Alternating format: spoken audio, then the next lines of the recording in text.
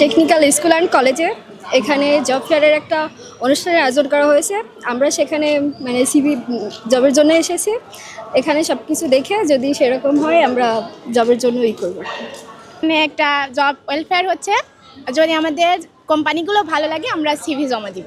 আমি জব ফেয়ারের জন্য এখানে চাকরির সিভি জমা দিতে এসেছি।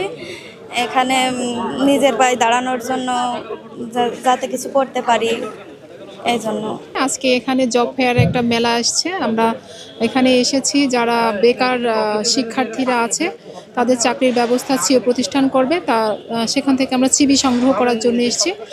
যোগ্যতা অনুযায়ী তাদেরকে আমরা চাকরির ব্যবস্থা করে দিব। নতুন বাংলাদেশ বিনির্মাণের ক্ষেত্রে কারিগরি শিক্ষার যে কোনো বিকল্প নেই, এই উপলব্ধি থেকেই মাননীয় প্রধান উপদেষ্টার সরাসরি তত্ত্বাবধানে আমাদের এই যে জব ফেয়ারের আয়োজন করা। আজকে আমাদের ইনস্ট্যান্ট জব দেওয়ার মতো আমাদের যে কোম্পানিগুলো এসেছে, 400+ পোস্ট তাদের ফাঁকা রয়েছে, তারা কোয়ালিটি ছেলে পাচ্ছে না, তারা এসেছে, এই কোম্পানিগুলো এসেছে এখানে জব হান্ট করতে। যদি টেকনিক্যাল নন টেকনিক্যাল মিলে তারা এতগুলো ছেলেরে এখানে কিছু হয়তো আজকে জব দিবে, নাহলে পরবর্তীতে সিভিগুলো নিয়ে গিয়ে তারা তাদের সঙ্গে কন্ট্যাক্ট করে তাদের ওখানে জব দিবে।